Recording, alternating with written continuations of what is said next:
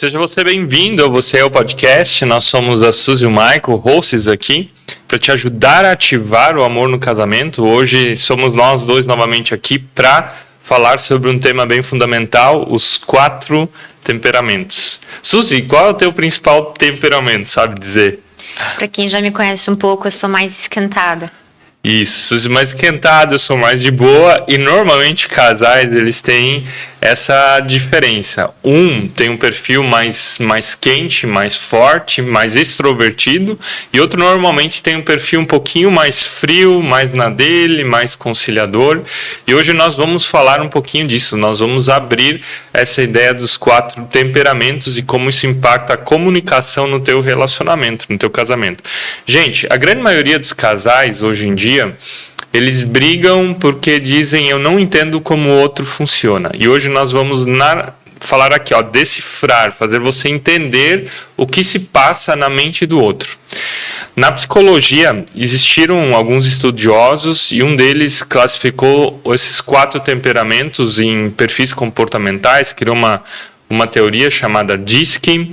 Na filosofia, os filósofos já falavam desses 4 temperamentos, e hoje a gente vai explicar isso, vai trazer isso, falando e aplicando isso para dentro do casamento. Suzy, vamos lá. No nosso primeiro slide tem uma explicação dos 4 temperamentos. Você consegue falar rapidamente o que é cada um deles? E depois nós vamos aprofundar e entrar em detalhes. Eu só ia complementar de que quando você se apaixona por alguém, isso acontece inconscientemente, que você procura ou se sente atraído por uma pessoa que vai ter o oposto do seu temperamento. Não necessariamente o oposto, mas uma grande probabilidade do temperamento, né? A gente vai falar de 4, mas sempre vai ter um que é predominante e talvez um que seja ali em segundo lugar.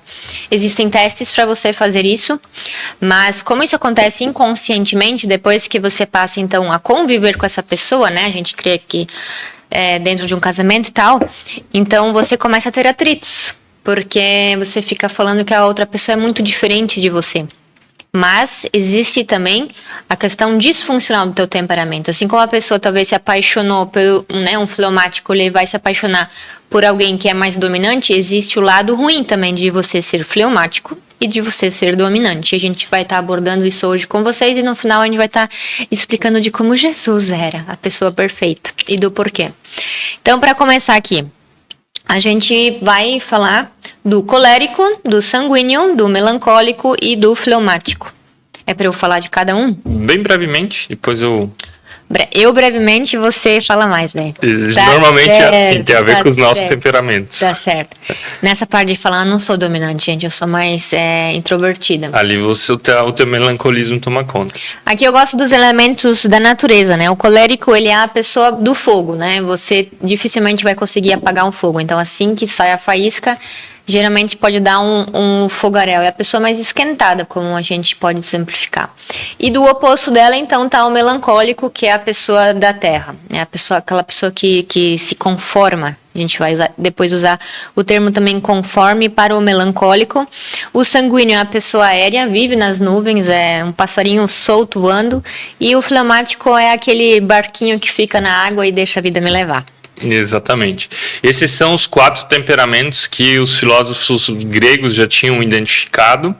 E se você perceber, tem 2 deles que são mais quentes e 2 deles mais frios. Os mais quentes é o colérico e o sanguíneo. O que significa ser mais quentes? Eles gostam mais... Eles brigam, na verdade. São mais briguentos. É aquele marido e mulher que voa prato, que voa tudo. Gostam de estar à frente de pessoas, apesar de o colérico gostar de liderar pessoas e o sanguíneo gostar de ter a atenção das pessoas. Tem uma diferença. Já os 2 mais frios, que é o fleumático e o melancólico, eles são pessoas talvez mais voltadas a métodos, detalhes, planejamento, não tem uma necessidade de extroversão, são mais introvertidos. Pessoas mais regradas, né? Com uma rotina mais estabelecida e tal. Exatamente. Então, a pior coisa que você pode fazer, por exemplo, para um melancólico é tirar ele da sua rotina do dia a dia. Ele fica desconcertado, ele perde... Ou colocar ele o tempo todo junto com pessoas onde ele não tenha como reabastecer o seu tanque de sanidade mental. Exatamente. Agora, essa mesma teoria aqui, ela foi construída lá na década de 30, 40, se eu não me engano, por um outro filósofo, um outro sociólogo, na verdade, um psicólogo, chamado Morton, e ele criou uma teoria em cima disso que é chamada teoria DISC. E no slide você vai ver que cada um desses temperamentos tem uma cor. Então, o colérico aqui se transforma no dominante. Vermelho. Que é isso. Só corrigindo aqui, o nome dele é William Moulton Marston, tá? Esse foi o psicólogo que inventou isso. E ele inventou isso numa época onde as pessoas usavam a psicologia só para achar patologias, ou seja, eles olhavam para as pessoas e viam problemas nas pessoas. E ele diz, gente, psicologia não serve só para identificar problemas e tal, mas a gente poderia classificar as pessoas. Então ele classifica elas a partir disso. Então o dominante é o colérico, o sanguíneo, que é o amarelo, já traz a cor da alegria, é o influente. O verde, que traz uma cor de paz, de tranquilidade, é o fleumático, o estável. E o azul aqui é o conforme, que é o melancólico. E cada um deles aqui tem algumas das características principais que nós vamos olhar agora. No próximo slide, você vai ver que o influente ele vai ter o quê? Um foco em pessoas e ele tem uma necessidade de influenciar. O que é isso? Ele gosta de ser o centro das atenções. Você quer saber quem é influente? Lembra lá da escola, quando você entrava numa sala de aula e tinha aquele aluno falador, aquele aluno que chamava atenção? Esse é... Gostava de estar em pé. Gostava de estar em pé, não sentava. Ia de carteira em carteira. Provavelmente a maioria dos influentes hoje devem ser diagnosticados com TDAH, né? Elétricos. Muitas vezes nem é esse o problema, mas eles são realmente assim, eles gostam de... Por natureza. Por natureza, exatamente.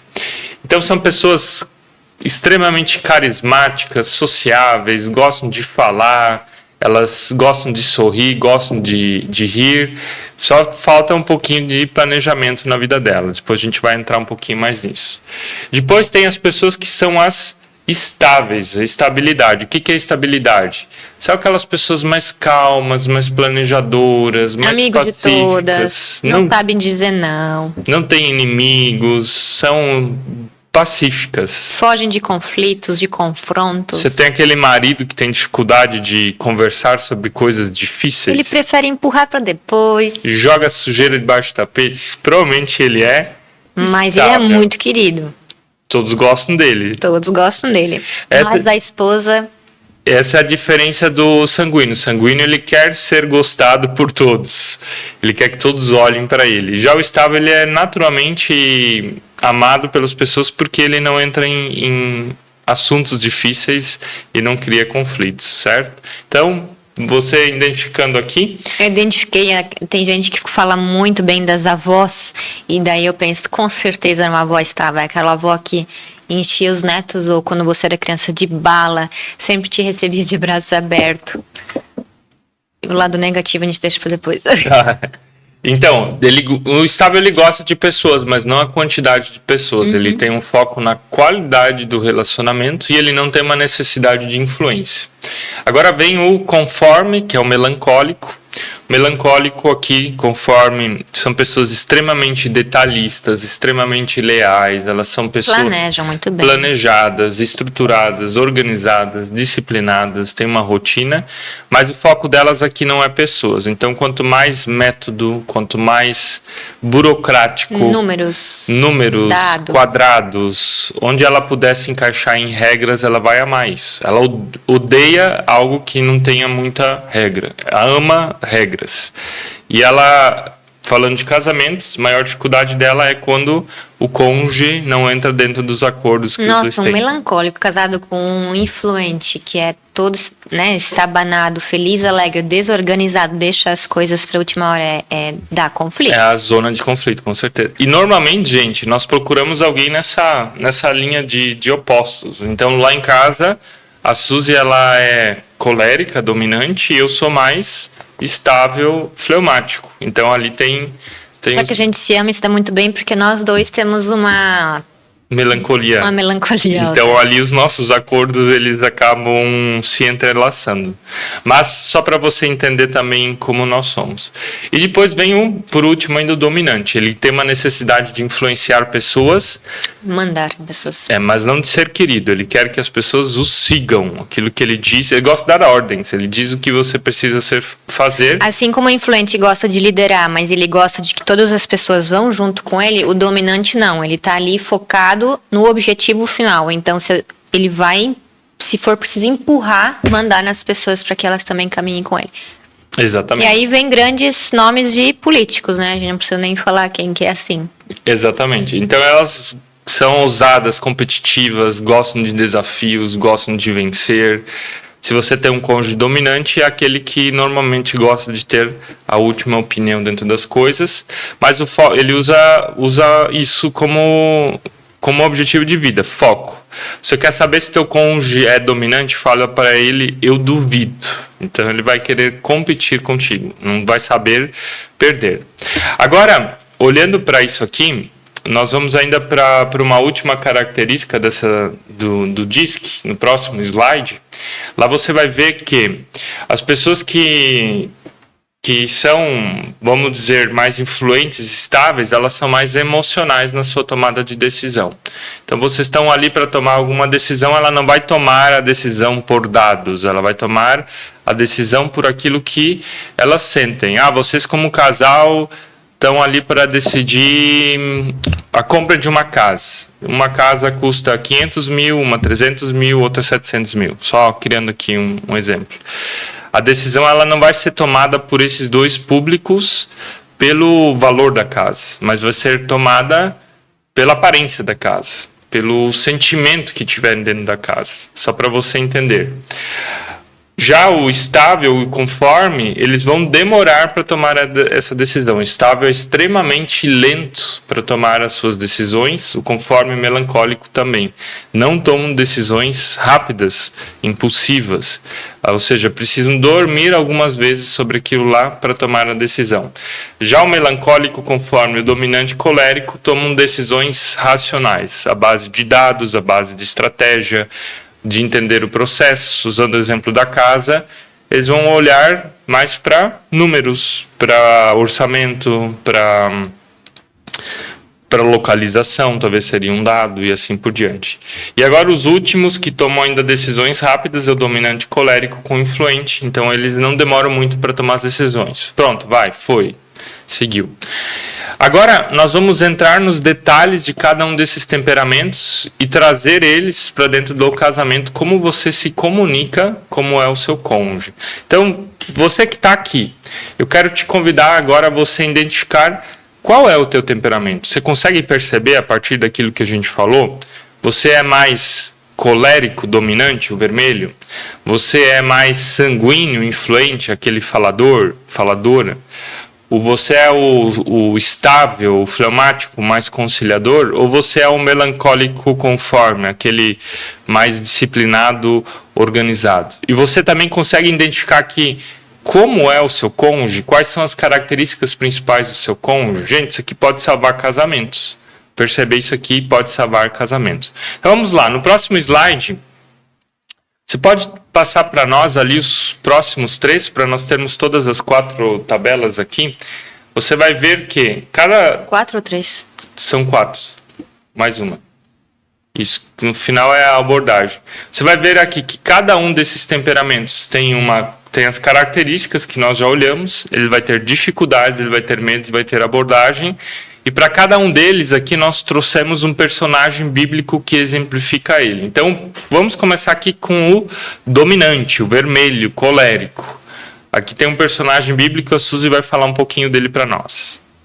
O apóstolo Paulo, para quem não sabe, né, já ouviu falar, mas ele era muito de abrir frentes. Então todo o avanço missionário da igreja primitiva, da igreja cristã, ela aconteceu basicamente com o Paulo.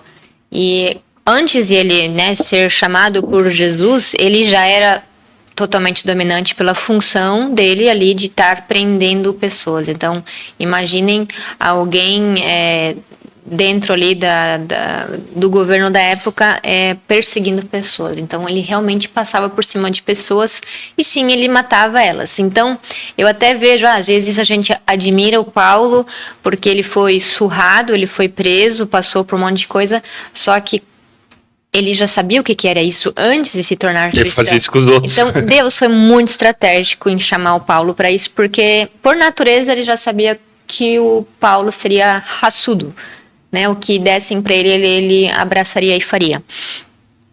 E, então, como a gente já falou, ele é muito dominante, é líder, abrir de frentes. O lado negativo dele, como a gente já abordou também, é a questão de passar por cima de pessoas. Então, se você acha que o Paulo era perfeito, ele não era tão perfeito assim. Teve pessoas nas quais ele também discutiu e brigou. Um deles foi o Pedro, mas também rejeitou. O João Marcos foi alguém que ele disse, não vou levar, né, na viagem missionária junto. Então, era alguém que dava tapa a cara a bater, mas que passava também por cima das pessoas. E aí a característica negativa aqui talvez seja, ele acaba sendo muito inflexível, egoísta. Então é a forma como eu penso, o outro... E tem que ser assim.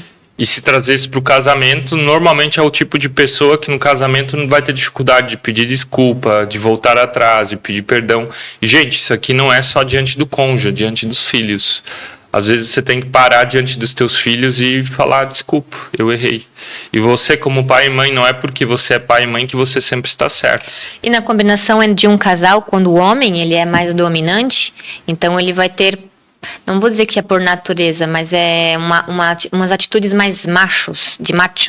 E acaba sendo ruim isso para a esposa. Se tornando machista, você quer dizer? Isso, porque na verdade ele vai ter, bem provável, uma esposa mais de boa, mais quieta, que não vai conseguir se impor ou bater de frente com ele.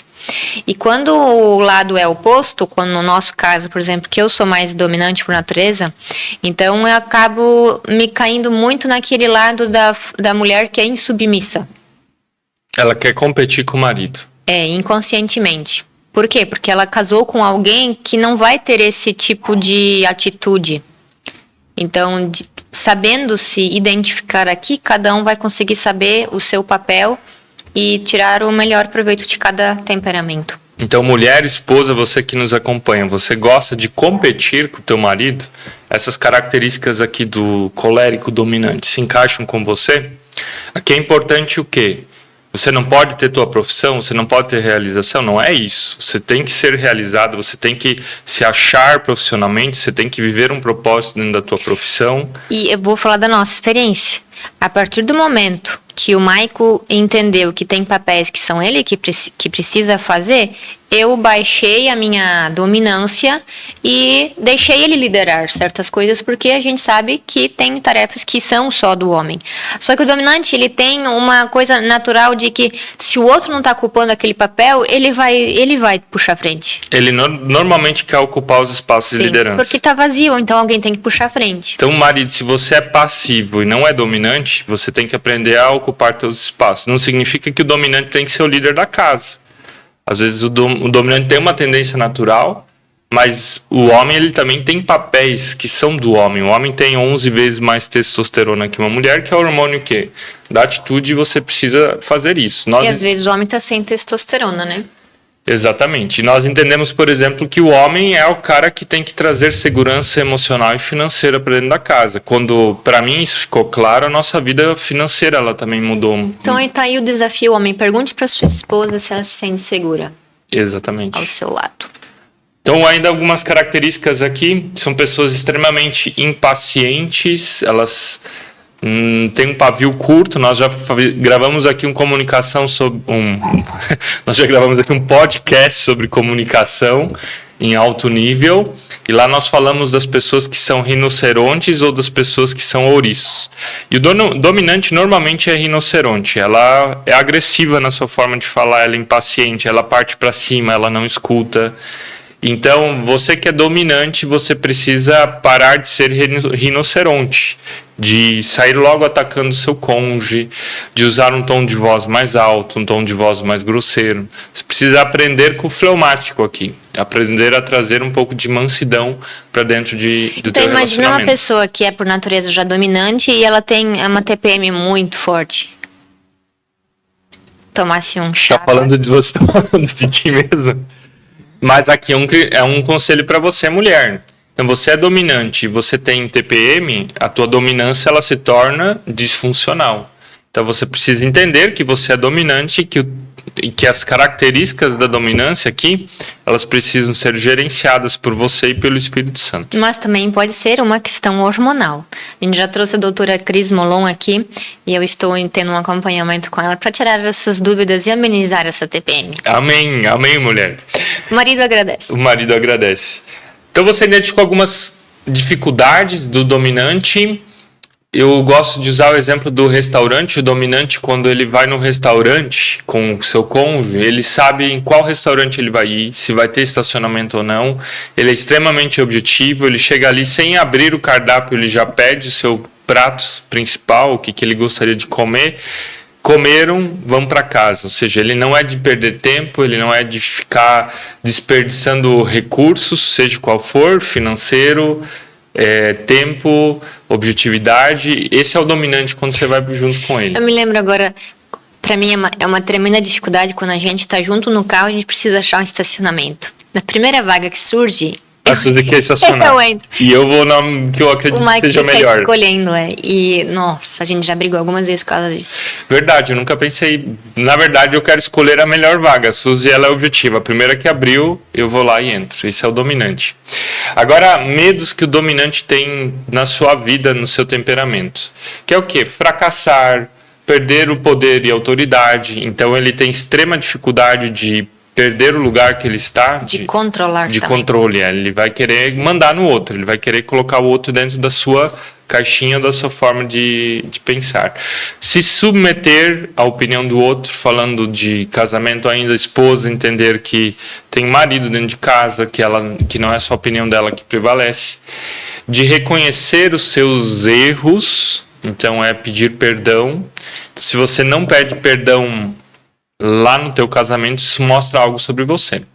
E mostra que o Espírito Santo precisa trabalhar na tua vida. Que perdão não é uma questão de temperamento, mas é uma questão espiritual. Amar é uma decisão. E perdoar também. Então, pedir perdão, reconhecer erros e perder a liberdade. O que é perder a liberdade? É acreditar que se você não estiver mandando, o outro vai mandar e estar debaixo disso.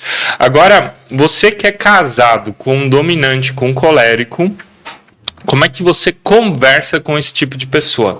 Qual é a abordagem que você deve usar? Primeiro, agir com confiança. Se você, diante do dominante, chega que nem uma vara verde tremendo, e o dominante percebe que você está com medo dele, ele te atropela. A opinião dele vai te destruir. Então você tem que vir com confiança, porque se você não vir com confiança, ele vai ter mais que você. Ele normalmente é autoconfiante. Segundo, você precisa focar em soluções. Suzy falou o exemplo do estacionamento, eu acho que ela mostra bem. Pronto, estacionou, está resolvido. É extremamente prático nisso. Então, não ficar dando muitas voltas. Não... Hoje mesmo eu já me irritei, porque, tu tinha estacionado num lugar que era só dar ré, mas não, ele deu a volta e preferiu estacionar do outro lado. Mas eu me contive. Desvindo aqui para a gravação? Com certeza. Mas é que eu não poderia estacionar na contramão. Sim, poderia. Vocês entenderam o exemplo, Claro que né? era só dar ré ali onde tu tinha parado por primeiro. Enfim, gente, a gente continua isso depois. Ok, depois a gente conversa. Ir direto ao ponto, ou seja, a objetividade, ser breve e evitar detalhes. Então, você vai conversar com o teu marido ou tua esposa que tem essa característica, não perca tempo, seja objetivo, vá direto ao ponto, resolva, não fique falando para ser objetivo, né? Esposa influente que blá blá blá blá blá. O marido dominante, esposa influente é para dar conflito, né? A mulher já fala um pouquinho mais, a esposa influente vai falar além daquilo, né? Então esse é o primeiro perfil. Esse é o teu, esse é o do teu cônjuge predominante, você percebe isso no teu casamento, identifica aqui situações comportamentais. O segundo perfil agora, nos próximos slides nós vamos de novo usar um personagem bíblico que é o quê? O sanguíneo, influente. E aqui o personagem bíblico que nós trouxemos é o apóstolo Pedro. A Suzy vai falar um pouco mais dele. Pedro foi aquele aluno né, o discípulo de Jesus que estava no barco e assim que viu Jesus, ou um fantasma andando em cima das águas no meio da tempestade, disse, eu também quero andar, eu também quero andar. Eu gosto de... As professoras sempre têm um aluno assim que ele gosta de aparecer. Esse era o Pedro. E o Pedro também foi aquele que disse que amava Jesus e que nunca iria rejeitar Jesus, mas que quando o galo canta, ele se deixa tomar muito fácil pela emoção. Acho que dos 4 é o mais emotivo. Ou ele tá na montanha-russa da alegria pura, da festa, ou ele tá lá chorando, se emocionando e se arrependendo aos extremos. Esse é o famoso sanguíneo influente. Então, é uma montanha-russa viva, né? Tem momentos que você tá eufórico, tem momentos que você Sabe tá aquele depressivo. amigo, aquela amiga que marca com você? Tá tudo marcado. E chega um dia antes, surgiu um compromisso mais legal pra ela, ela desmarca com você? Chega 1 hora antes de desmarca. Também tem. Esses são os influencers. Eles têm cara de pau de fazer isso. De fazer isso com a gente. E a gente tem, assim, amigos, né? Então, a gente é conforme, a gente tem dificuldade, a gente vai no compromisso mesmo se 1 hora antes tivesse vomitado, não estivesse em condições de saúde. Então, é o natural das diferenças dos temperamentos. Então, por exemplo, tem clientes que eu atendo, casais mentorados que eu atendo, quando o influente é aquele que escreve 5 minutos antes, não vou poder vir. Já o melancólico, quando... Ele não sente remorso, né? O melancólico, ele vai te falar 1 semana antes, porque ele tem um planejamento muito forte. E vai pedir 1000 desculpas. E vai se sentir mal por desmarcar. Estou falando de nós.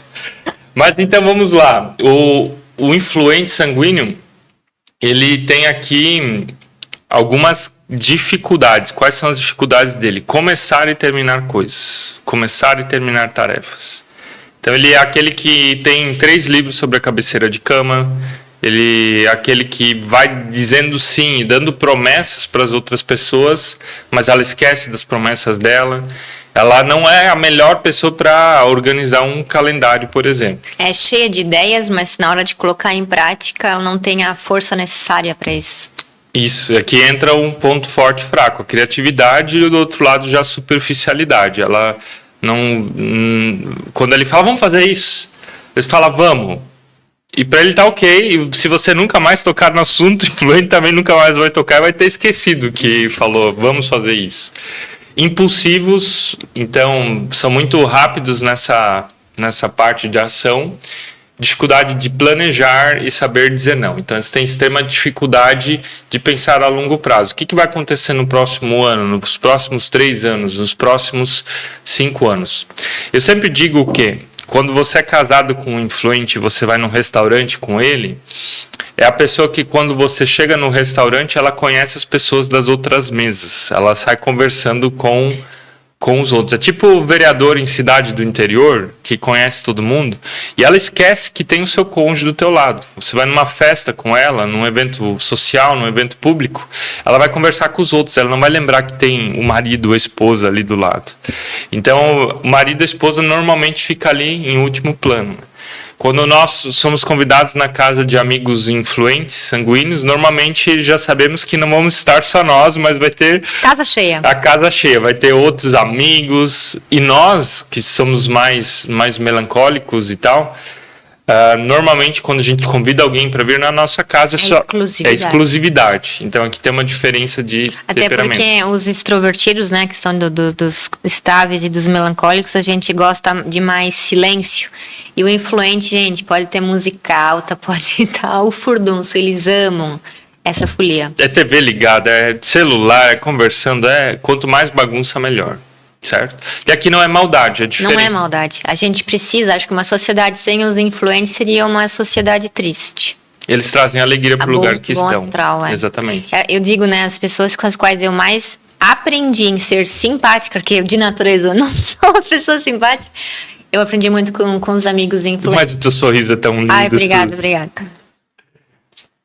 Vamos lá, medos do influente do sanguíneo. O principal medo dele aqui é solidão, ou seja, como ele gosta de pessoas, ele tem extrema dificuldade. A pandemia foi muito difícil para eles. Extremamente dificuldade de ficar sozinho, de tá uma noite sozinha em casa, então ela vai sempre ter uma necessidade de trazer pessoas. Pode ser um problema porque você também precisa, às vezes, olhar para dentro de si, cuidar de si, e não só estar com outras Estas pessoas. mães, quando tiveram o primeiro filho e tiveram que ficar totalmente dependentes daquele bebê e não puderam sair, nossa, 2 toques para cair numa depressão. Segundo ponto, a rejeição. Então elas dependem muito da opinião das outras pessoas. Eu preciso da afirmação do outro para que eu possa viver. Então, o ciclo social, a igreja, a família precisa estar aprovando ela constantemente com palavras, com elogios e assim por diante. Frustrar as outras pessoas, não ser reconhecido, não ser apoiado, todos eles no mesmo pacote. Vocês percebem que os medos têm tudo a ver com pessoas? Então, como o foco é pessoas, o que outras pessoas forem fazer para elas é predominante. E o perigo aqui é o quê? É viver o que os outros querem que você viva. É ter o casamento que os outros querem que você tenha. Então, se tem uma influência de pais, de padrinhos, de amigos, às vezes você acaba anulando aquilo que você realmente é para ter a aprovação dos outros. É aquele palhaço do público, mas em casa ele está chorando. Como é que você conversa com um cônjuge que é influente, que é sanguíneo? Então, características aqui. Como é uma pessoa extremamente extrovertida, é importante você ser amigável, de você sorrir, de você tirar tempo para conversar com ela, de criar conexão, de olhar nos olhos, de fazer piada. Ou seja, é você trazer alegria na vida dela, é assim que você conversa. Agora, você é casado com um sanguíneo, você é uma pessoa muito séria, o sanguíneo vai sofrer do teu lado. Então, você precisa trazer isso para dentro do relacionamento para vocês se conectarem como casal. Se conseguiu identificar até aqui, talvez você é colérico, talvez você é sanguíneo. Gente, antes de nós irmos para os 2 últimos, quero falar para você. Se você hoje está com dificuldades no teu casamento, você e teu cônjuge brigam por diferenças de comportamento que você viu aqui, quero te convidar a você vir aqui no nosso link da descrição. Lá nós temos a nossa mentoria para casais, a última chance, e lá você pode agendar uma sessão experimental. Nessa sessão experimental eu vou te ajudar a mapear tudo isso aqui. Então chega aqui no link da bio, clique ali, conheça a nossa mentoria para que você possa aprofundar essas questões. Agora, vamos lá para o próximo personagem, para o próximo temperamento. E aqui vem o estável, que é o qual eu mais me identifico. E temos um personagem bíblico, o Abraão. O que o estável fleumático faz? Fala para nós. O Abraão foi o cara que já era casado, precisava passar pela divisa de um outro país, porque estava de viagem, e para ele chegar no objetivo dele lá, ele precisava passar por um outro reino.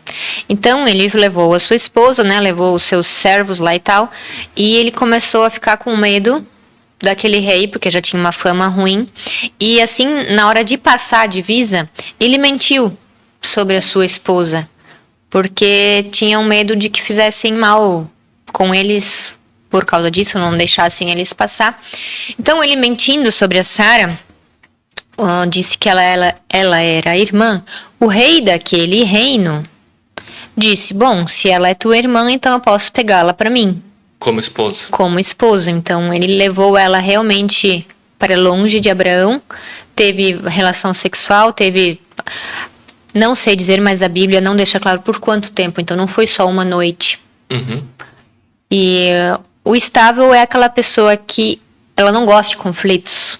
Então... Mas deixa eu dizer, eu nunca faria isso contigo.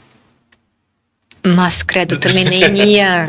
Já, né? Acho que eu teria fugido antes de o outro rei lá. É colérica, de certo, a Sara teria também pego um era... cavalo, um camelo e... Agora eu perdi o raciocínio. Então, estável é aquela pessoa que não gosta de conflitos e que, nesse caso do Abraão, chegou até a mentir. O estável, então, olhando ainda para o Abraão, é uma pessoa que demora para tomar suas decisões, que ela, às vezes, não permanece nas suas decisões, então é um pudinzinho ali. Pudinzinho. É um pudinzinho. Dificuldades daqui, já a partir dessa história, é de ser muito lento, de ter coragem. Então, faltou isso para Abraão, de ser sensível demais. Então, o estável, ele se ofende também com facilidade, é uma das características. De aceitar mudanças, isso nós vemos na história do Abraão também, ele demorou para sair da sua terra e ouvir a voz do Senhor, então até ele dar aquele passo. E ele também é um pouco teimoso, apesar de tudo, ele, talvez dentro dessa lentidão, dessa dificuldade de... É aquele marido, aquele filho que se tu bate de frente, daí mesmo que a mula empaca e não sai do lugar. Uma boa expressão, se torna uma mula, ele não se mexe. O estável é aquela pessoa que, se você é casado com ela e vai num restaurante, você pergunta, vamos jantar fora hoje à noite? Ele vai falar, tanto faz, escolhe você. Então você diz sim, vamos. E daí você pergunta, em qual restaurante nós vamos? Ele vai dizer, tanto faz, o que você quiser. Daí você escolhe o restaurante, vocês vão lá, vocês abrem o cardápio e você pergunta para ele, o que você quer comer? Tanto faz, a mesma coisa que você. Vocês vão lá e comem e tem uma refeição agradável e perguntam, você quer uma sobremesa? Ah, se você quiser, eu também quero.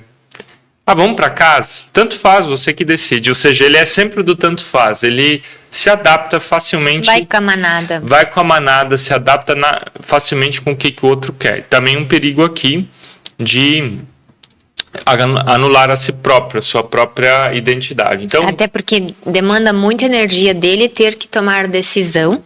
Então ele prefere que o próximo tome a decisão por ele, porque ele é estável, ele é aquele barquinho na água que deixa a vida me levar. Exatamente. E agora, medo dessa pessoa, decepcionar. Então, por isso ela é assim, ela quer ser aprovada. De se soltar, então ela é uma pessoa bem introvertida, mais tímida nesse sentido. Ela tem medo de arriscar, de cenários imprevisíveis, então ela gosta de ter tudo de uma forma controlada, planejada, como planejamento é uma característica, o oposto aqui também faz parte. E como é que você fala com essa pessoa? Quanto mais pressão você coloca, Suzy usou o exemplo da mula antes, mais lenta ela fica. Quanto mais pressão você coloca, menos ela se move. Quanto mais você quer que ela vá buscar uma ajuda, por exemplo, menos ela vai fazer. Você vai falar, vamos fazer uma terapia, amor. Se você colocar essa pressão, ela demora. Ela precisa ver você fazendo terapia. Ela precisa ver você se desenvolvendo. Tendo mudanças, e é ali que ela se convence. Você precisa ser amigável também, então ela gosta de simpatia, você precisa trazer calma. Normalmente aqui o colérico dominante tem bastante atritos com o estável e os dois acabam não conseguindo se desenvolver. Você precisa... Sim, me identifico com um filho nosso, sim. E você precisa aprender a afirmar e elogiar. Então assim que você comunica com essa pessoa, com uma comunicação positiva. O colérico, ele precisa de uma comunicação direta, o sanguíneo precisa de uma comunicação empática, aquele tempo, aquela piada, né? Aquela comunicação solta. E aqui você precisa ter uma comunicação bem positiva com essa pessoa. Eu quero falar um negócio ainda do estável, que hoje em dia, isso não é uma teoria, mas... eu tenho uma convicção de que os estáveis, eles hoje em dia são muito confundidos e são diagnosticados com autismo. Por serem mais introvertidos. Sim, e por serem estáveis. E também pela questão da teimosia. A gente vive hoje numa realidade tão pilhada. É uma tese tua essa. É. A tua não? Não, também. Mas... obrigada. A gente já conversou bastante sobre isso. E essas pessoas, elas são confundidas e são levadas por esses diagnósticos de autismo. A gente não está negando que existe autismo, sim, tem, mas está se dando laudo para... Banalizando, na verdade, diagnósticos. Banalizando, e os estáveis, eles estão sendo muito incompreendidos, as nossas crianças também. Uhum. Então, coloca um estável na frente só de telas para ver como o comportamento dela não vai mudar. Por quê? Porque ela vai se... me deram tela, então é isso que eu tenho para fazer agora. Ela não vai ter uma proatividade de ir lá fazer alguma outra coisa, né? Um dominante, talvez uma criança dominante, ela ia procurar alguma outra coisa para fazer. O sanguíneo, ele ia preferir estar com pessoas ao invés de estar na tela. Então, é triste isso. Uhum. Aqui, diagnóstico, ele é importante em situações onde você precisa intervir com uma medicação, e muitos diagnósticos só são uma muleta para você dizer, eu sou assim mesmo, eu não preciso mudar. Ah, eu tenho isso, pronto, não preciso mudar. Estou falando de diagnósticos de adultos, mas às vezes também de crianças, onde você dá o diagnóstico e diz, pronto, está resolvido. Gente, se você tem um diagnóstico, você vai ter mais trabalho que teu filho. Certo? Você vai ter que fazer mais coisas, levar a mais terapeutas, levar a achar mais caminhos, saber lidar com isso. O que eu quero dizer com isso? Não use diagnósticos como uma muleta, tá? Ele, na verdade, ele é um sinal de que você tem que ser mais proativo ainda em relação a comportamentos. Esse que é a ideia de um diagnóstico. Não é uma muleta de dizer, pronto, acabou toda a nossa jornada agora comigo mesmo ou com o nosso filho. Último papel, última pessoa que nós vamos olhar aqui, agora é o melancólico. E no melancólico nós também temos algumas características de um personagem bíblico. O melancólico gosta da conformidade. E a Suzy vai falar um pouquinho do Moisés, onde ela vê essa conformidade nele. Conforme aqui a gente está se referindo ao melancólico. E eu sou uma combinação de dominante com melancólico. Então tem fases na minha vida onde eu tenho mais essa questão da dominância, e tem fases onde eu sou mais melancólica, e isso se reflete dentro das minhas pinturas, por exemplo. Ali eu sou perfeccionista, sou detalhista, quero com qualidade. Quando me dão uma tarefa, eu cumpro ela, eu não consigo adiar, eu tenho dificuldades em adiar uma tarefa. Então, o Moisés era aquela pessoa que Deus chamou para ser líder, e é uma prova disso, de que todo homem, eu digo todo homem, mesmo que ele não vá liderar uma cidade, uma nação, mas ele foi chamado para liderar a sua família, e Deus escolheu Moisés como grande exemplo disso. E mesmo se há um Moisés melancólico, onde ele é negativo e diz, não, Deus, pega o meu irmão que ele leva mais jeito, pega o Arão, que ele deveria talvez ser um influente ou um colérico, mas não, Deus insistiu, disse, não, eu quero você, Moisés, eu quero você para tirar o meu povo do Egito. Amém. E é algo interessante ainda do Moisés, temos os livros do Pentateuco, que em português é Gênesis, Êxodo, Números, Deuteronômio, esqueci o nome, Levíticos, esqueci o terceiro. Em alemão, os livros eles estão escritos como 1 Moisés, 2 Moisés, 3 Moisés, 4 Moisés e 5 Moisés. São os livros de lei do Antigo Testamento. Interessante que Moisés era melancólico, e a maioria das leis que existem no Antigo Testamento, na verdade todas as leis, elas estão nesses livros. Em Êxodo, em Levíticos, em Números e Deuteronômio. São os livros de lei, basicamente. O que você deve fazer e não deve fazer, os mandamentos, o templo, o tabernáculo, detalhes, limpeza, detalhes, tipo de madeira, tamanho de construção. Se você ler, são os livros mais chatos de serem lidos também por tanto detalhe. Não são livros de ensino nesse sentido. Então, livros de rituais de purificação. E isso mostra como o melancólico pensa. Ele pensa nisso. É um Bill Gates da vida, que consegue encaixar várias pequenas peças. Esse é o melancólico. Então, dificuldades agora dessa pessoa. Dentro dessas leis e todos esses detalhes, às vezes ela se torna perfeccionista. E o perfeccionismo impede ela de entrar na terra prometida. Agora eu vou fazer uma analogia aqui com Moisés também. Porque ela foca tanto no método, ela foca tanto nesses detalhes, que ela precisaria talvez um pouco de praticidade para dentro da vida dela, tá? Leveza, né? Delegar tarefas, leveza, exatamente. Delegar tarefas. Então,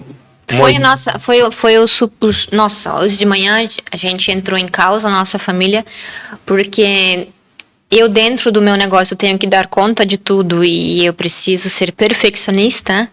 Eu acabei indo fazer exame de sangue e demorou mais para eles fazerem exames de sangue, porque existiam exames específicos ali que eles não tinham feito ainda. E atropelou toda a nossa agenda com os filhos, com carro, com lanche, com... exemplo de... por exemplo, a Suzy não me avisou ontem que ela teria que fazer exame de sangue, era 5h30, ela me acordou, Marco, tô indo fazendo exame de sangue. Eu, no meu fleumatismo, ok, ela vai fazer exame de sangue, pelas 7 horas ela tá de volta, a gente só tem um carro, então... E a Suzy também é dominante, ela vai dar conta. Exatamente, eu fui lá, preparei os meninos, era 7 horas, liguei, Suzy, você tá vindo? aqui vai demorar ainda. Tá, eu tinha que organizar outro carro, tinha que fazer o lanche dos meninos, que é uma tarefa que ela normalmente faz. Então foi estresse, porque o melancólico ele tende a querer controlar e fazer tudo do jeito dele. E aqui é uma dificuldade, ele quer que seja tudo do jeito dele, exatamente do jeito dele. Ele tem dificuldade de confiar do jeito que os outros fazem. E como eu tinha muita coisa para fazer, eu na verdade achei que eu tinha que fazer e eu comecei a pifar, porque daí o raciocínio não bate mais e entra num perfeccionismo que o raciocínio desliga na hora. Exatamente. Pessoas melancólicas, elas são muito exigentes consigo mesmas e com os outros. Então elas se culpam demais, se cobram demais, se exigem demais. E também das outras pessoas. Então se você é casado com alguém assim e faz isso com o seu cônjuge, tira um pouco o pé do acelerador, coloca um pé no freio, traz mais leveza, traz mais suavidade para dentro do seu relacionamento. E elas são extremamente críticas, então elas gostam de ver o lado negativo do outro e também dificuldade de aceitar diferenças. Por isso que na questão de criticismo entra a questão do o melancólico, conforme ele gosta de ver o belo. Então, ele naturalmente ele vai entrar num lugar, ele vai perceber se tá questão de luz, a questão de cor e se tá harmonioso, e ele vai se sentir incomodado. Eu lembro que quando a gente chegou no Brasil, um dos nossos filhos se incomodou com o fato de ter tantos postes de luzes aqui com esses fios, porque ele conhecia uma realidade diferente, então para ele foi foi estragar o belo. Ele não gostou disso, de ver essa coisa desarmoniosa. Depois acaba se acostumando, né, infelizmente. E só para você saber, nós moramos 7 anos na Alemanha, voltamos ao Brasil com os nossos filhos pequenos, e lá na Alemanha, na Europa como um todo, a instalação elétrica ela é subterrânea, então você... Não toda, né, mas sim. Mas assim, nas cidades, na parte urbanizada, então as construções são todas muito bonitas, não tem um monte de fio pendurado, fio de energia, fio de internet, tudo, e no Brasil é diferente, é tudo... Tem enchente aqui, gente. Tudo à vista. Então, e foi algo que chamou a atenção. Tem culturas até, né, que tem suas características comportamentais predominantes. Tem os temperamentos dos continentes. O Brasil com certeza é sanguíneo, com certeza. Na África também. Pode estar o mais pobre, o mais ferrado, ele vai te receber com um sorriso no rosto. Com simpatia. Um europeu não. Um europeu, ele vai te analisar primeiro e vai perguntar o que tu está fazendo aqui. O europeu com certeza é mais melancólico nesse sentido. Então, medos aqui do melancólico é falhar, então ele sempre quer fazer as coisas certas, sair das suas normas. Do mesmo jeito que ele critica, ele não gosta de receber críticas, então você destrói ele quando você critica. Eu fui au pair por 1 ano, também na Alemanha, e eu lembro que eu me desculpava por todos os meus erros, assim. E eu vivia me pedindo desculpas. E um dia o meu pai, que era da família, ele se encheu assim, ele era totalmente sanguíneo, ele pegou e falou: "Meu, Suzy, para de se desculpar o tempo todo". E adivinha o que eu respondi para ele? Desculpa. Então, o melancólico tem uma dificuldade assim, cara, eu já tô fazendo tudo perfeito, certinho, e daí a outra pessoa ainda tá me criticando porque eu errei em alguma coisa. Não pode ser justo isso. Exatamente. Então, odeia sair das suas normas, de tomar decisões erradas e de não se preparar para algo. O melancólico tem mais dificuldade de falar em público, por exemplo, de subir num palco. Ele quer ter tudo anotado. Eu lembro que as primeiras pregações que eu fazia, eu escrevia absolutamente tudo, do começo até o fim, para me sentir seguro. Hoje eu não preciso mais, pela prática você vai melhorando. A gente tem amigos, eles não terminaram a sua formação porque eles não se sentiam prontos no TCC, eles faziam de um negócio pequeno um negócio gigante. Só faltava uma coisa para terminar, mas não terminavam porque não se achavam perfeitos para isso. E aqui essa dificuldade.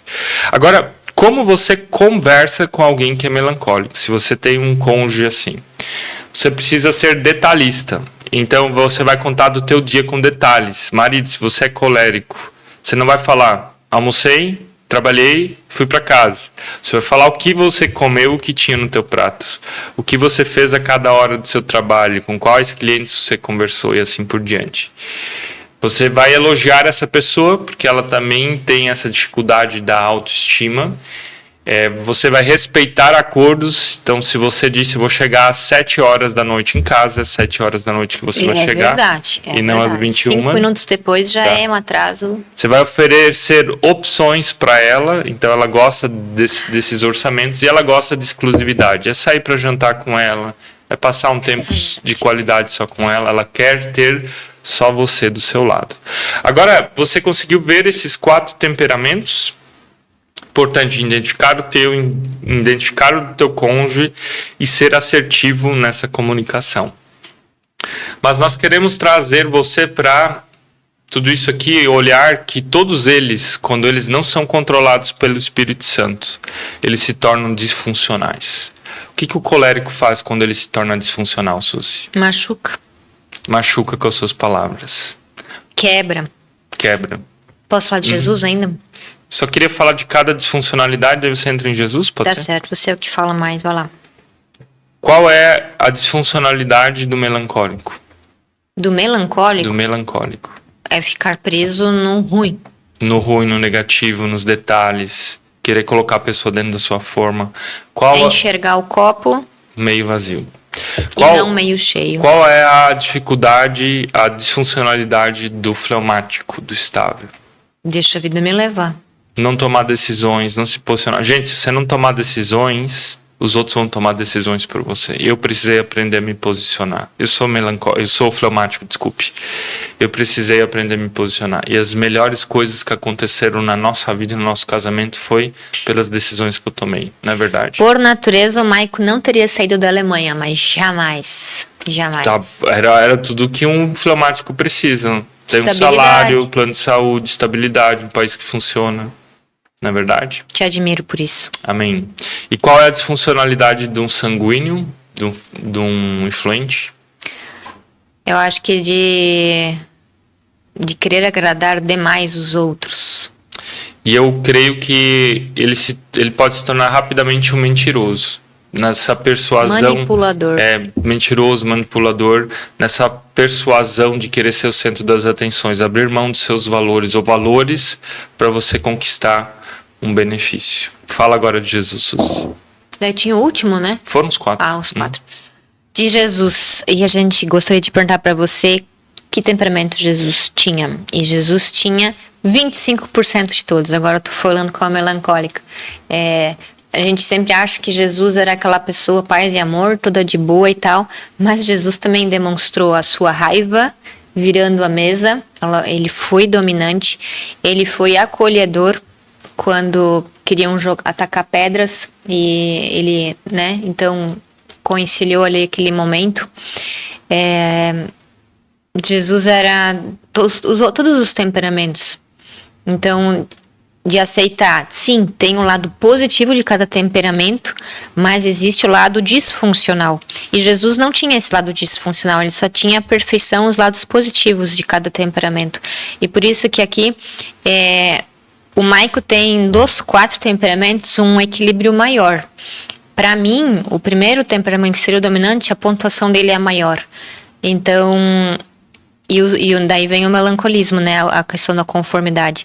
E o nosso objetivo seria chegar naquilo que Jesus era, nos 25% de cada temperamento. Ou seja, de diminuir essas disfuncionalidades e trazer as potencialidades. E daí ali entram os frutos do Espírito Santo, que nos ajudam a trazer um equilíbrio. A obra do Espírito Santo é apontar para Jesus, mas também é dentro de nós gerenciar as emoções, saber lidar com o outro. E a pior coisa é aquele cônjuge que diz, eu sou assim, não vou mudar, e se me quiser tem que me aceitar do jeito que eu sou. Não. Exatamente, o Espírito Santo ele quer que você gerencie as partes ruins do teu temperamento. Então você sim vai ter uma tendência de comportamento, mas toda parte ruim ela é pecado, gente. Toda parte ruim ela precisa estar debaixo da cruz de Cristo e precisa ser redimida também. O teu temperamento ele também é redimido e ele também precisa ser gerenciado. Amém. Se esse podcast aqui, se essa aula que nós trouxemos para você, ela fez sentido, compartilhe com o teu cônjuge, compartilhe em algum grupo de WhatsApp da família, da igreja, do grupo de casais que você está. porque nós acreditamos que esse conteúdo aqui ele pode salvar casamentos. Faça você isso chegar na pessoa certa, na pessoa que precisa aprender a conhecer as suas características comportamentais e as características comportamentais do seu cônjuge. Nos vemos no próximo podcast. Que Deus te abençoe grandemente.